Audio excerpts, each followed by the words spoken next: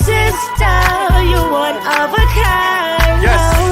Sister, it's time you Yes, turn. Don't talk. Where you at? Where you at? Don't talk. Where you at? Where you at? Don't talk. What? Don't talk. What? Don't talk. Where you at? Where you at?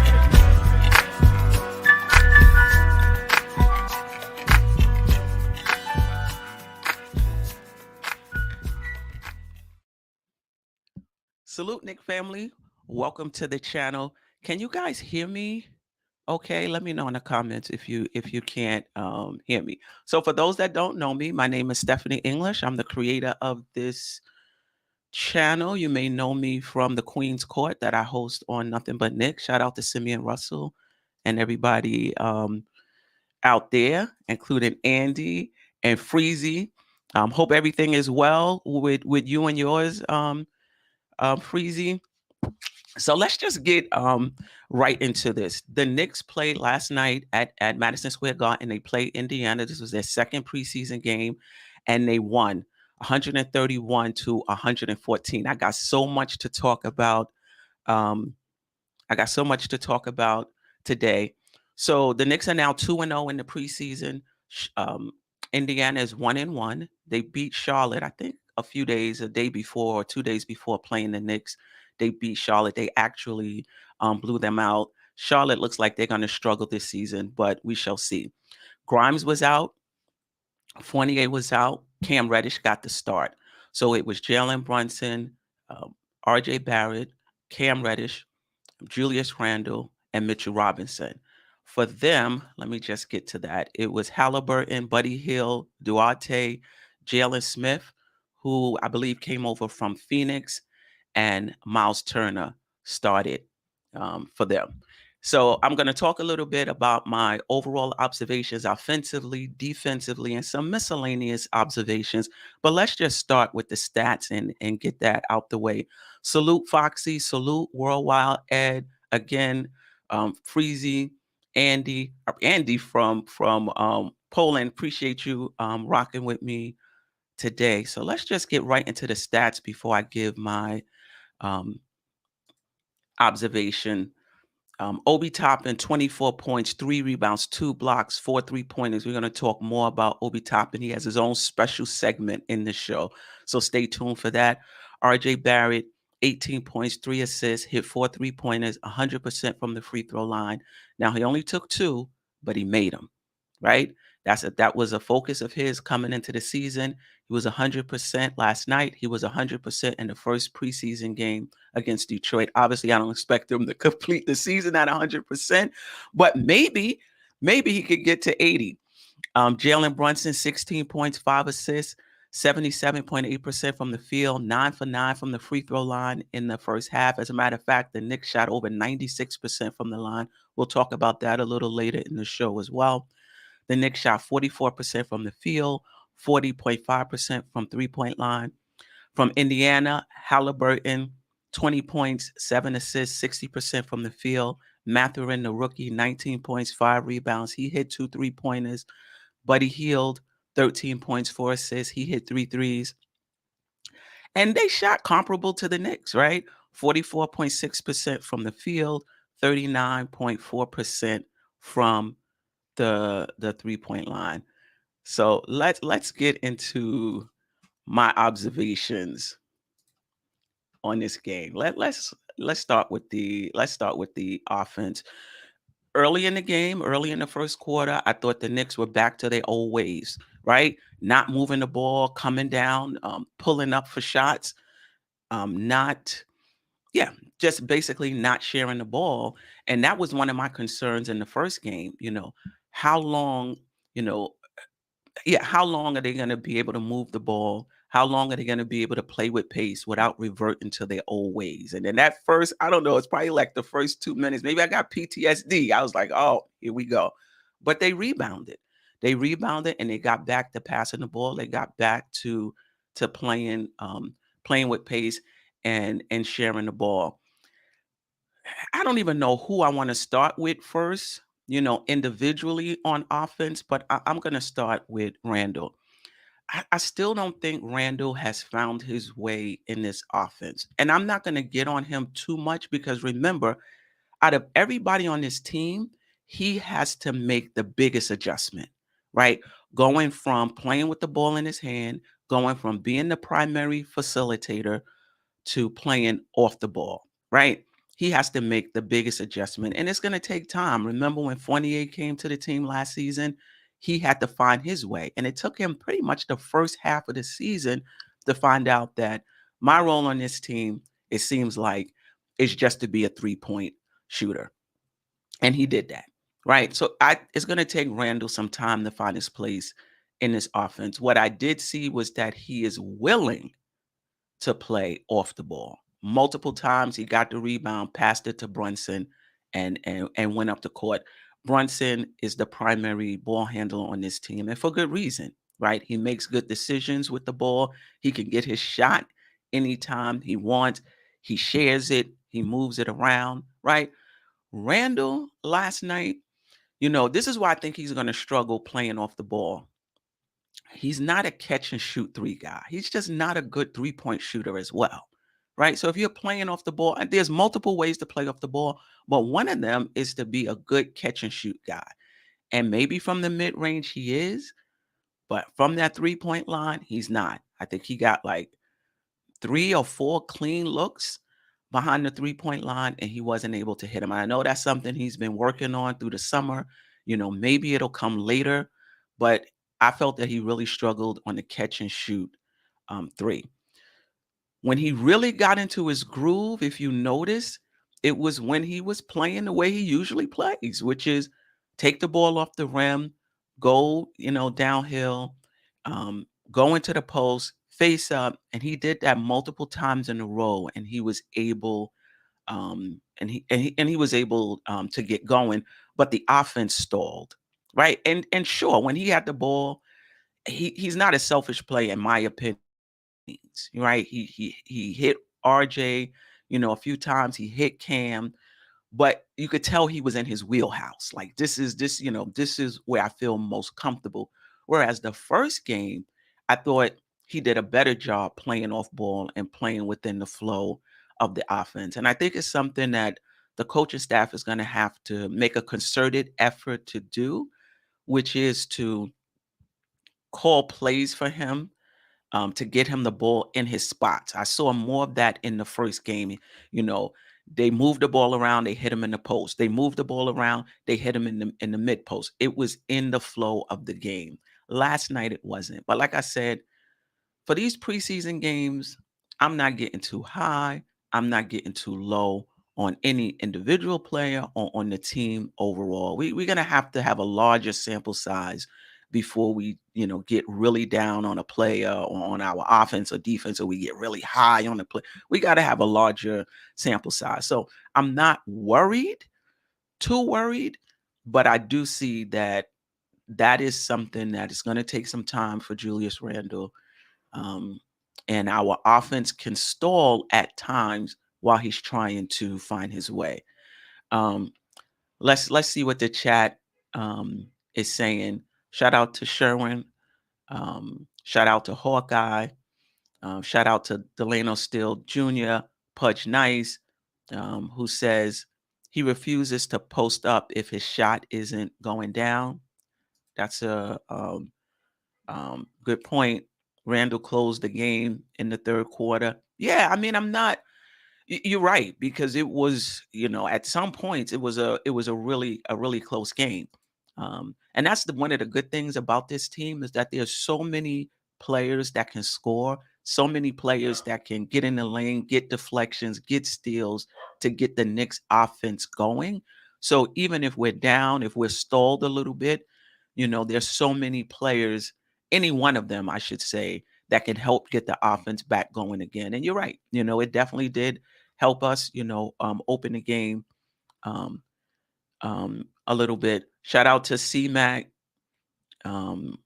C-Mac still CAA fan. Good morning, Queen. Good morning, Penny. I appreciate you from rocking with me. Hawkeye.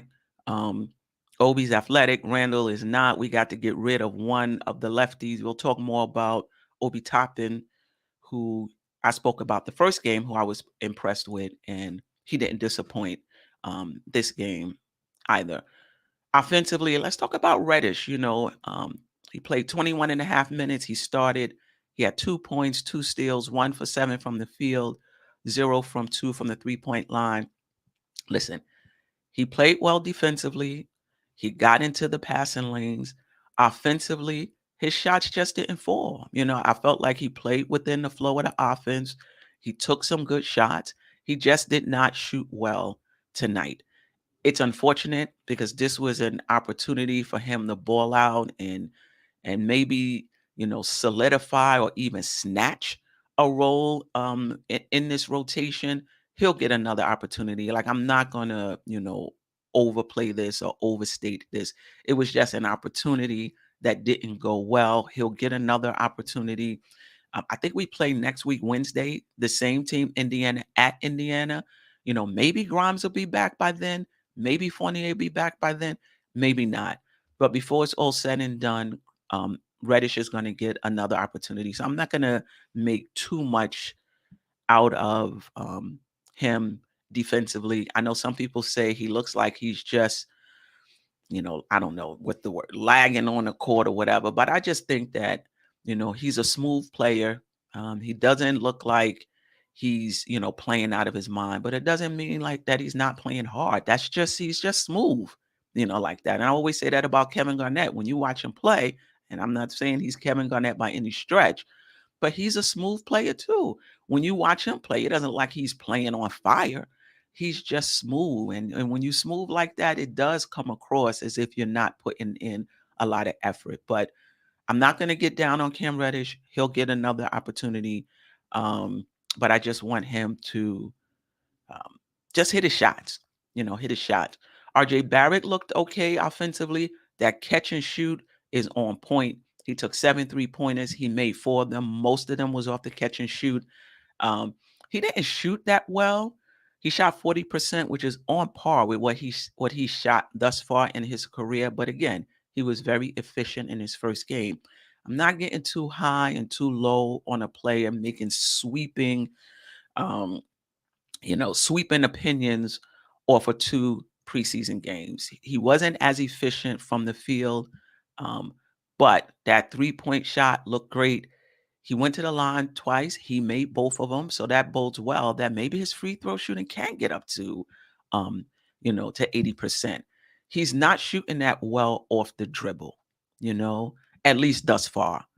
But in my opinion, for RJ Barrett, I'm okay with that. Like, if RJ Barrett is hitting his catch and shoot threes, if RJ Barrett is finishing at the rim, he struggled a little bit this game. But if he's finishing at the rim, if he's hitting his free throws, I'm happy. Maybe shooting off the dribble, which is the next evolution of his game, if that can, get better as the season goes on, or maybe even next season, I'm okay with that, a little bit at a time. Get better at what you already do. So if he can do that, the Knicks are going to be fine. Foxy said, as far as Cam is concerned, Cam is rusty and has no chemistry yet with his teammates. Patience. And that very well can be it. The only thing I would say is that they've been playing together for a few months now. Maybe not in against other NBA teams, but they've been playing together for a while. And he's not, and he was here last season, right? Unlike Brunson, who it seems like he's just fit in seamlessly, But that being said, Brunson has the ball in his hands most of the time, and they have to play off of him.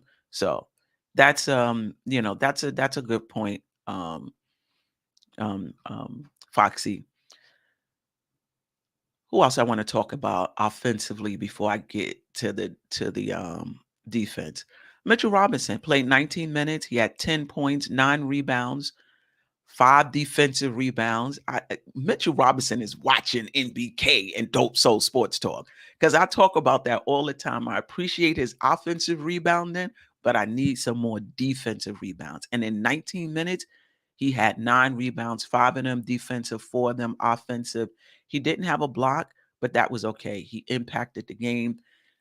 He had a steal on Miles Turner on defense playing out on the perimeter. So I'm really encouraged by what I've seen from Mitch. Who else I want to highlight? Sims played 13 minutes, very active, 6 rebounds, looked very comfortable out there. McBride, 2 blocks. 2 blocks. That's a defensive stats, but he looked comfortable on the offensive end as well. And I really think Tibbs is beginning to trust him more. Again, somebody got on me the other day, was really triggered when I said that I'm not sure McBride. I don't think McBride is going to be in the rotation. We're a very deep team. We are a very deep team. Somebody who can be on an NBA roster, who can play on an NBA roster, is not going to play on a nightly basis. And that just speaks to our depth. And I believe Sims and McBride are 2 of those players that very well may be situational. When if there's a blowout, we're up, the other team is up. Maybe Tibbs will be a little more flexible this time, and instead of keeping our starters in the game, allow these players to play more. Maybe situational minutes. Obviously, if there's injuries, I think that McBride will probably get time if there's injuries, whereas last season he didn't. Obviously Sims will definitely get minutes if there's, if there's injury, and maybe they'll get situational minutes. I said this the other day. If we're going against a feisty guard and our guards are not playing well, they're not playing well on the perimeter. And we're going to talk about our perimeter defense a little later in the next segment. I wasn't very happy with that. Maybe you throw McBride in there, and I mean it's kind of unfair to just throw him in on a guard that's hot. But like I said before, if anybody is up for the challenge, I believe he will be. And Hartenstein, he had 6 rebounds, but he just did not look good yesterday. But again, he looked very good the first game. So it's preseason. I'm not going to get too high. I'm not going to get too low on 2 preseason games. Shout out to Who's Mark, who said he has to give this team, he says this all the time, at the beginning of the season, at least 20 games before he will begin to know what this team is. And I think you're going to need more, really. So we shall see. And just, with quickly, there's certain things about Quickly I like. When I love Quickly as a catch and shoot guy. When somebody else is driving and they hit Quickly and he's open, it is going down, right? On the ball, up to this point, I would say I think he's better, when he has the ball in his hand than when he's just a catch and shoot. But I have to look at the numbers. If I look at the numbers, I'm pretty sure I'm going to find that when he's playing off the ball as a catch and shoot person, he's probably shooting a higher percentage than he does when he has the ball in his hand. I'm still not okay with his shot selection. I think it was in the first quarter he hit a shot. It was a good shot. The next 2 possessions when he had the ball, he just pulled it up, didn't run the offense. He wasn't the only one. A few other players in the beginning of that first quarter just came down and took a shot. So I'm not quite sure how to fix that, because he's a very confident guy. He believes he can hit every shot. He believes he can take anybody off the dribble and hit his floater. So what do you say? You want to tell him not to be aggressive? I don't think you want to say that. But I just think, he's not taking these wild 3-pointers like from the logo, right? This first season, that he's kind of taken out of his game completely, thank goodness. But even the drives to the basket, there is contact. I don't know. Let me know in the chat what you're thinking about. Quickly. It's just, he's stronger. There's some things that are definitely better, but that shot selection, it's not even a 3-point shot selection. Now it's the shot selection when he's driving and when not to drive. I don't know. Let me know what you think about Quickly. But overall, I like what he's doing. Let me know if you think I'm being a bit too critical of Quickly. Shout out to the chat, Cash Out James, Pudge Nice. Hawkeye Pudge Nice agrees with me. I appreciate it. Angel Taurus, I appreciate you. Deuce is going to play in the second game of back-to-backs where roles will not, injuries, wide open games, or when there is a player killing us that needs to be stopped for some minutes. I totally agree with that. And let's just see if Tibbs will be flexible enough, in terms of just bringing somebody in for situational spot minutes. He doesn't usually do that. He'll bring, if somebody is injured, next man up, you know? But in blowouts, he doesn't really change his rotations. If somebody is killing us, he doesn't really change his rotations. Let's see if that's, if that will change. Shout out to Sherwin. I will be yelling if I coached IQ. Swing, swing, swing, swing. He kills the shot clock, dribble, dribble, dribble. Sometimes he does. Sometimes he does. But then there are other times, he's a willing passer. And I think that's when he's at his best. When he's coming, getting into the lane and he's finding players, he is at his best. It's, he has to find his rhythm, but this is year 3. This is year 3, finding that balance between when to take the 3, when to drive, when to hit my shot, when to pass. He's still trying to find that flow. He's getting there. Like I said, he's not shooting those wild 3-point shots. So he's getting there, but he's not quite there yet. Delano Steele Jr., appreciate you. When IQ is playing the 2, he is trigger happy, and that's to his detriment. As a playmaker, he is improving, but that's why development is key. Yeah. As a playmaker, he's definitely improved, and he's a willing passer. To me, I don't think he's a chucker, like he's somebody that doesn't want to pass. I just think he believes that he can make this shot. I can get in the lane and I can make this shot. Anyway, that's all I have on the Knicks, offensively. Let me know in the chat, and those who'll be watching later in the comments, if there's something that you saw offensively that I didn't mention.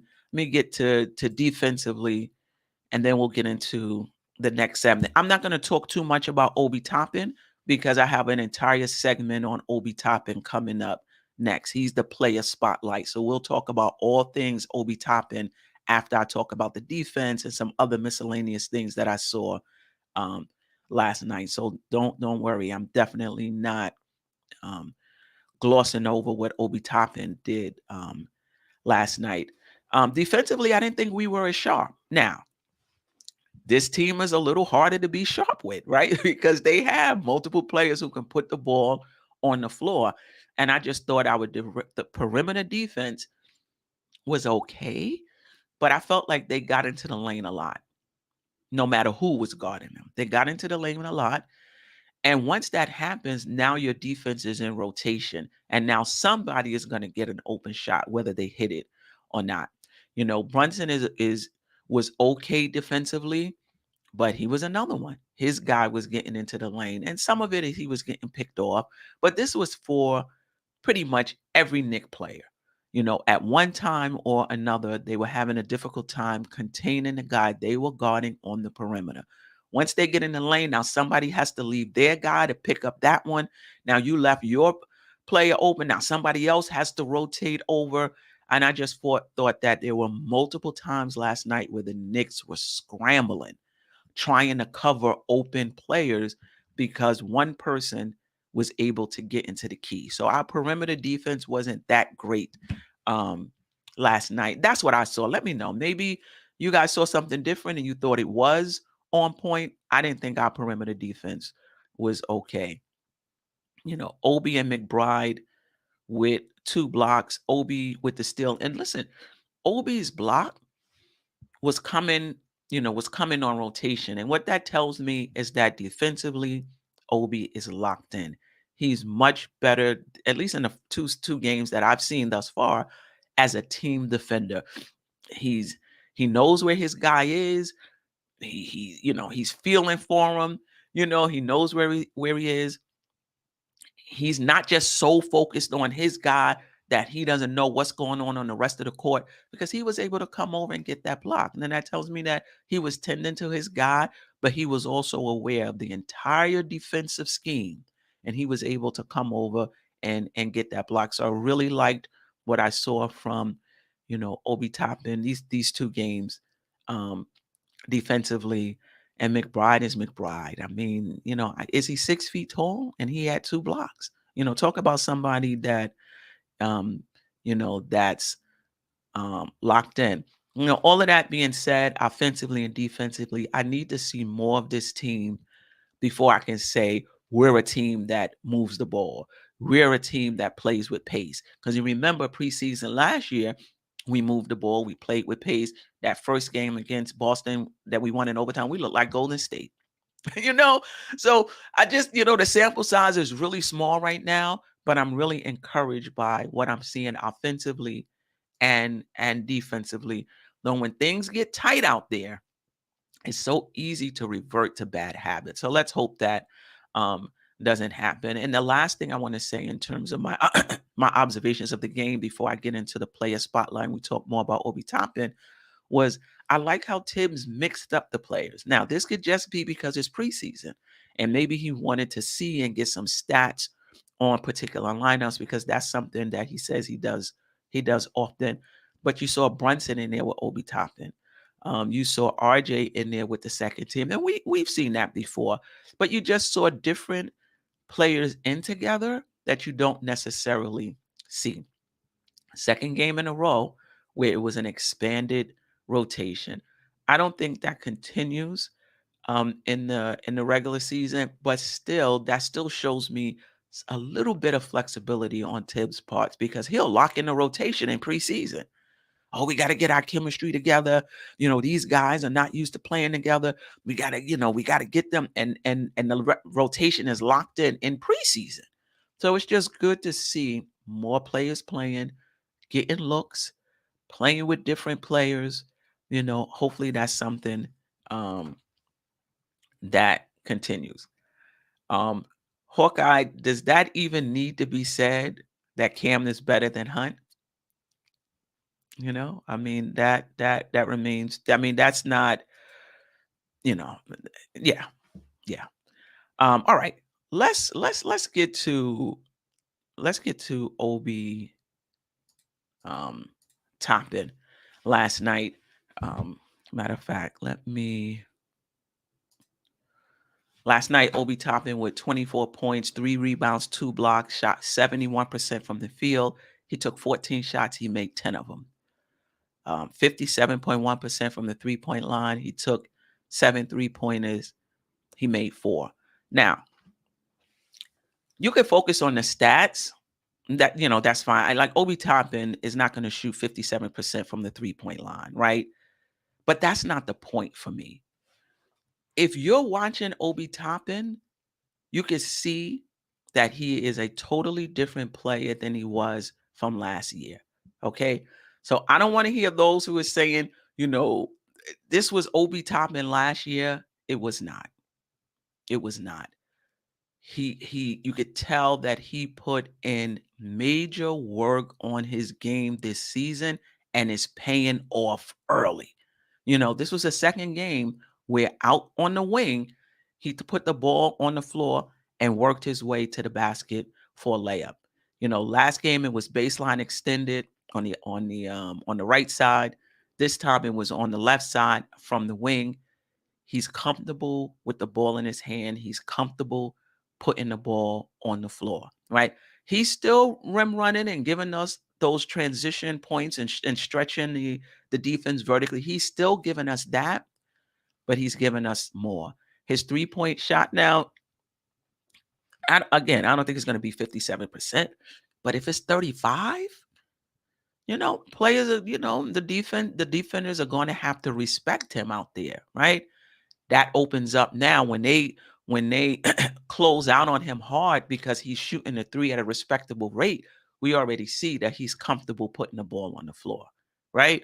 So that opens up his game and it opens up lanes for his teammates. So I'm really liking what I'm seeing from Obi Toppin. The rebounding wasn't as good this game as it was last game. I think he did a little more leaking out this game than he did last game. But like I said, Obi Toppin is quick enough to hang in there, secure the rebound himself, or make sure it is secured, run out, and still get those same leak outs. In my opinion, like that's just how that's just how fast he was. So, just kudos to Obi Toppin. Let me know in the chat what you saw from Obi Toppin. I'm very impressed with him defensively. And I said that when I was talking about the block shots. He knows where he's supposed to be. He knows what's going on defensively. Now you could talk about, getting more minutes. So that was my issue, with Obi Toppin, because last season, in my opinion, he wasn't a good rebounder. He wasn't a good pick and roll defender. He wasn't a good team defender. He wasn't a good individual defender. Wasn't shooting the three ball well, but was very good in terms of running the floor. And I just felt like to be more of an asset to the Knicks, he had to expand his game. And again, Obi Toppin listens to nothing but Knicks and Dope Soul Sports Talk, because he came in this this season and already you can see the difference. And I'll hear people say, well, he wasn't getting enough minutes to show what he can do. I disagree. You may not get enough minutes to put up numbers, but let's put it this way. Obi Toppin, correct me if I'm wrong, I believe he played 17 minutes a game last season, right? In the first 17 minutes that he played in both games, those same 17 minutes, first 17 minutes in both games, you could see right away Obi Toppin was a different player. You saw it. You saw him be able to put the ball on the floor. You saw him staying with his man defensively, seeing the ball, seeing his man. You saw him making a concerted effort, at least in the first game, to rebound, right? So in those same 17 minutes, you were able to see that he was a different player, right? So for those who say he had this in his game, he just wasn't able to show it because of the minutes, I disagree. Now, if you want to say he wasn't able to show it because of his role, I could get with that. But I'm not getting with he wasn't able to show what he could do because he wasn't getting enough minutes. He's showing it now. He's showing it now. Now, a lot of, in college, he played in the post. In college, he, did he put the ball on the floor a lot in college? I don't think so. I think he did well in transition. He did well in the post. He hit the three. But at the same time, that doesn't always translate when you get to the NBA, because you got to keep in mind the players you're playing against in the NBA, they're bigger, faster, stronger. So you may have had a skill set in high school or college that you can't even get off in the pros. You may have been a great, post-up player in the sense that you were able to score in the post, but it could have just been that you were stronger than whoever was guarding you in high school and in college, so you were able to overpower them. Whereas in the NBA, those guys are just as strong. Now you got to show a little more skill, right? So just because Obi was able to do something in high school and in college, it doesn't always translate immediately to the NBA, right? And we could say the same thing about Grimes as well, but we'll save that to when Grimes actually plays. So it took him some time now to get his strength up, to get his speed up, to get his handle up. Playing against, again, bigger, faster, stronger players, and you could see the dividends right away. So for those who say they holding receipts, listen, new groceries, new receipts. You got receipts from old groceries. You got receipts from, when Obi wasn't a good player other than rim running. You can't use those same receipts now, when clearly his game has taken a step up. And let's not take away from the work he did by saying, oh, he was always this player, it's just that he didn't get that. Nah. Obi put in the work this offseason, and we have to give him credit for that. Now, Obi, what we're seeing from Obi, what we're seeing from Randle, what we're seeing from RJ, what we're seeing on offense, what we're seeing on defense. Again, I'm not getting too high. I'm not getting too low, right? We got to see a larger sample size for everything that we're seeing in preseason. But I am encouraged. But I am encouraged for sure. Let's see what the chat is saying. Jeffrey Clafter, I hope I got that right. Our guy is developing. Yes, he is. You know, King Cypress, this needs to be called the Negative Knicks podcast. Why am I being negative? I'm giving Obi props from what I'm seeing from him this season. And I'm gonna call it, as I see it. So if you're looking for the Pom Pom podcast, this is definitely not it.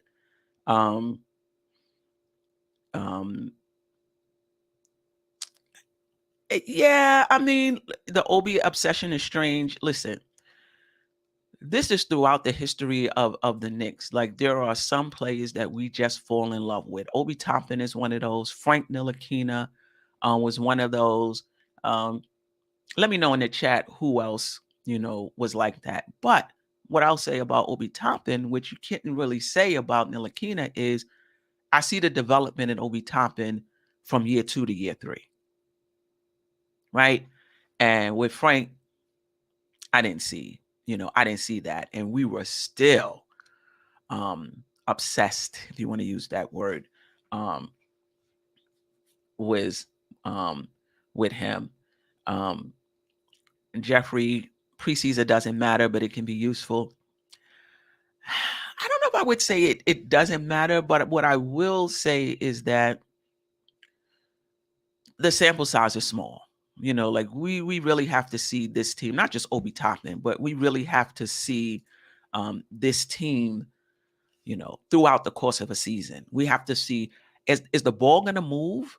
When we're playing these tough defensive teams like Miami and Philly, when they cut off your options and make it difficult for you to get in the lane, are we going to still move the ball or find a way to move the ball, or are we going to play hero ball?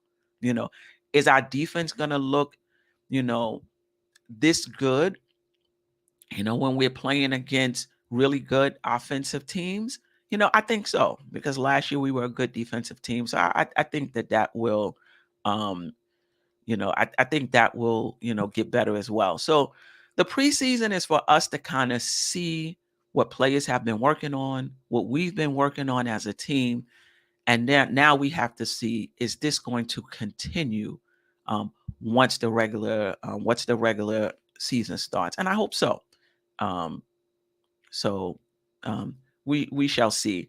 Anything else? Let me see if there's anything else out there. Kerry Cox, let's see what Obi does against better teams. Thus far, he looks a lot better. Yeah, but let's see what all of us do against better teams. Let's see what our offense does against better teams, what our defense does against better teams. Well, RJ, is it the efficient RJ from game 1 or the 40% RJ from game 2? Again, this is just the preseason. We play Indiana at Indiana. That'll be a little bit of a test for us, because even though we blew them out, remember, there was a point in the game where it was really close. It's hard to beat a team 2 games in a row, and we're going to be playing on the road, right? So that'll give us a little more indication about our team next Wednesday when we play Indiana. And then also Friday, we play Washington. Now, historically, Washington has not been a great team. But if KP is healthy, if Bradley Beal is healthy, if Kyle Kuzma has taken the next step, who knows? They may turn out to be a good team, and we'll get another test. Both individual players will have a different look, a different test, and offensively and defensively we'll have a test. All right, I'm not getting into this. Shout out East Blue Drew. It's only one game, but if Obi gets playing like this, Randle going to be in trouble. You might be right, especially if Randle doesn't find his way in this offense. Like I mentioned earlier, he didn't look that great playing off the ball. He was willing to play off the ball. It seems like he's willing to play off the ball, but is he able to play off the ball? Are you going to get your best Randle with him playing off the ball? It remains to be seen. It's kind of too early to say he's not a fit. It looks that way. But as I said earlier, he has to make the biggest adjustment of anybody on this team, right? Because he's going from playing primarily with the ball in his hand, being the primary facilitator, to now playing off of guys. He has to make the biggest adjustment, right? So you have to give him some time to see how he comes along. Obi Toppin always played off the ball, right? It's not a bigger adjustment for Obi Toppin. Rebuild New York NYK, I believe you. I agree with you. I mean, we need everyone. Yeah, we need everybody. Yeah, we do. G Mark, Randle seemed awkward out there. I agree with that as well. Pudge Nice, second time, want us to know that Randle took over in the third. And he did. And I think, is that okay? Let me ask the chat that. Is that okay when the offense is, when it's a close game? Is it okay for one player to get hot and you keep feeding him the ball? Because at some point that stopped. I don't know if it was because he missed a few shots or what have you. That Randle, every time down, it stopped and we got back to moving the ball. So is it okay in certain parts of the game that you go to the hot hand? Maybe it is. Randle didn't have any. Matter of fact, I just want to see this really quick. I know this is kind of small, but Randle played 22 minutes. He did not shoot well either.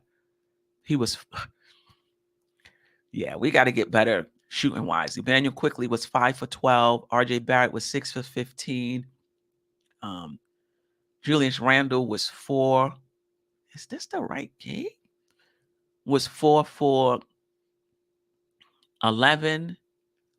Jalen Brunson was 4 for 12. Is this the... Wow. So maybe I had maybe I had Brunson's stats wrong when I said he was shooting 77% from the field, because here he was 4 for 12. So we didn't shoot. We didn't. A few players helped us. Svi was 3 for 4. Mitchell Robinson was 4 for 5. Cam was 1 for 7. Jericho Sims was 2 for 10. Obi Toppin, Jericho Sims was 2 for 2. Obi Toppin was 10 for 14. So they shot very well, which helped bring our average up, because McBride, Randle, Brunson, they didn't really shoot that well yesterday. But again, to me, it's the preseason. It's to, it's to be, it's to be expected. Ally wise, hell yeah, it's okay. Play to mismatches and stay with the hot hand. Yeah. All right. Let me get to the team stat of the game before we get out of here. Yeah. All right. So this was the team stats, New York Knicks versus Indiana Pacers. We scored 131 for 1 point. We were out rebounded for the second game in a row. Not by a lot, though. I think last game we was out rebounded by 2. This game was by 7. I'm not really concerned. Randle, who's one of our main rebounders, played 22 minutes. Mitch, who had 9 rebounds, only played, I think it was 18 minutes or so. So I'm not really concerned about our rebounding. 25 assists, 9 steals, 5 blocks. We only had 9 turnovers. The Knicks really took care of the ball. And if you're playing with pace, you're playing faster, whether that's in transition or whether that's in the half court, and you're taking care of the ball, that bodes well for the Knicks. Because that's one thing about Tibbs. He don't like the turnovers. You want to see the pace slow down? Let the Knicks start turning the ball over. And now we right back to that half court slow pace game. So the Knicks are playing with pace. If they can, keep the turnovers low, that works well for us. We already went over the field goal percentage, 3-point percentage. 24 second chance points to their 5. That's significant. 17 fast break points. It wasn't 31. But 17 fast break points, if this was last year, 17 fast break points would put you at number 1 in the league in fast break points, right? Memphis was number 1 in the league, and they averaged 17 point something fast break points, right? So the fast break points doesn't have to be in the 20s and 30s. 14, 12, 16, 17, you're going to be in the upper half of the teams in the NBA if things shake out the same way it did last year. Salute to you, Julian Bloom. Appreciate you. But I highlighted here our free throw shooting yesterday, 96.3%. Now, last season, we shot 74.4%. Last game, we shot 73.3%. This, I believe, is a concerted effort on the part of the Knicks to hit their free throws. It's going to be hard to be a very good team if you're not a good free throw shooting team. It's going to be hard to close out games where you may get fouled and sent to the line if you are not a good free throw shooting team, right? So the Knicks last game shot 96.3%. Barrett was 2 for 2. Emmanuel quickly shot better from the free throw line this game. Last game, those who went to the line, they either shot 100% or 50%, right? Today, last night, it was much better. Brunson went to the line 9 times in the first half and made all 9 of them. But just the fact that he was able to do that. So that's another thing. That's a weapon. When your offense is sputtering and things are not going well, you just go in there and pick up a foul, get to the foul line, hit 2 free throws, get your game going. Lowry, who plays with Miami, he's do that all the time. All the time. Things are not going well. They need a basket. Let me just go in here and draw a foul. And now we have Brunson, somebody who can do that. So last game, it was 73%. This game is 96%. Let's hope that it's somewhere in the middle, around 80%. If we can do that, that's going to help, in terms of us being a very good team. Shout out to you, Wonder Woman. Appreciate you. See if any quiet money. I appreciate you.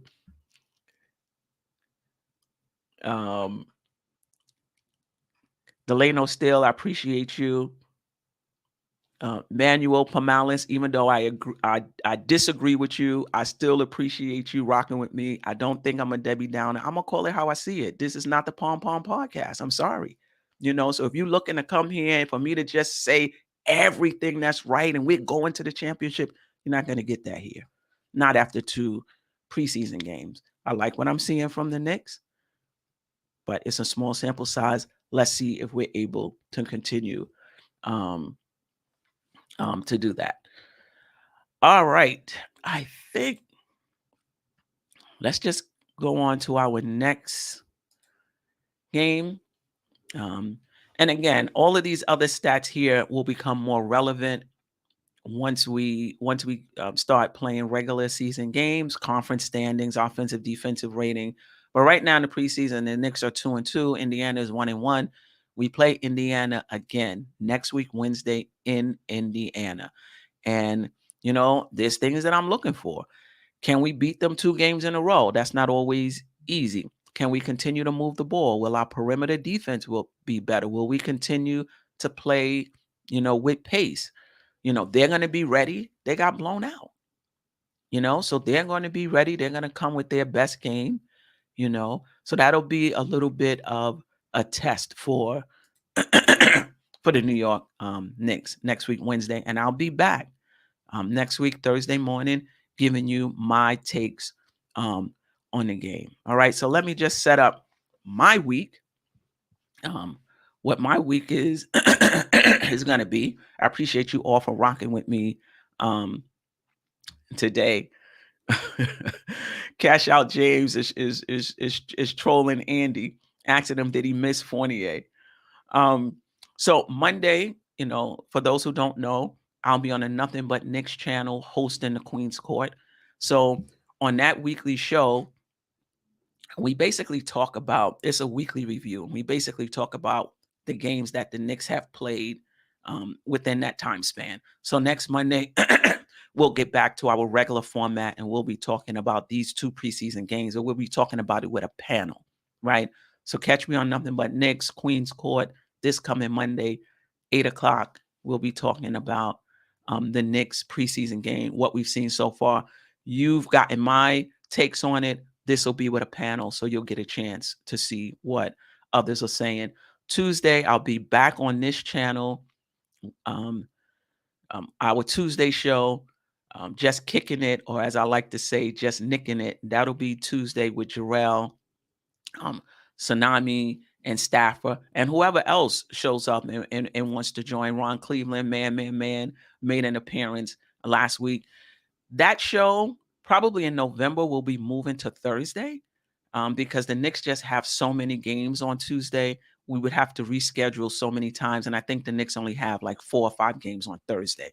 So at some point, watch out for that. I'll keep you in the loop. I'll let you know when we'll be moving to Thursday. And like I said earlier, I'll be back next week, Thursday morning, after the Knicks play Wednesday. I appreciate you viewing. I appreciate you rocking with me this early in the morning.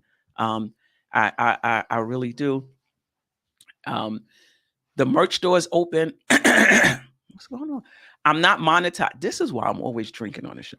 I'm not monetized yet, so I cannot attach my merch store to my YouTube channel. You see a lot of other channels, their merch store is right below the description. I'm not able to do that yet, but the link is in the description. I got a blue and orange colorway for the Dope Soul logo. I know a lot of probably about 95% of my viewers are men, so you may not be into pink. So I do have a blue and orange colorway. I'll try to bring that the next show if I remember to show you that. But I appreciate you supporting me. For me, it's not even about monetize. It's just about being able to talk about my love for the Knicks with other Knicks fans that also love the Knicks. So I appreciate you. Out of here, let me just give a last shout out to the chat before I get out the door. Julian Blum, Cash Out James, Pudge Nice, Foxy, Quiet Money, appreciate you. Ruggs 89, New York, Andy, straight from Poland, appreciate you. East Blue, Drew, Delano Steele, Ally Wise, Hawkeye, Jeffrey Clafter, Sherwin, it's me. Yes, smash that like button, share the podcast on that's another way to help the channel. There's different ways to help the channel, right?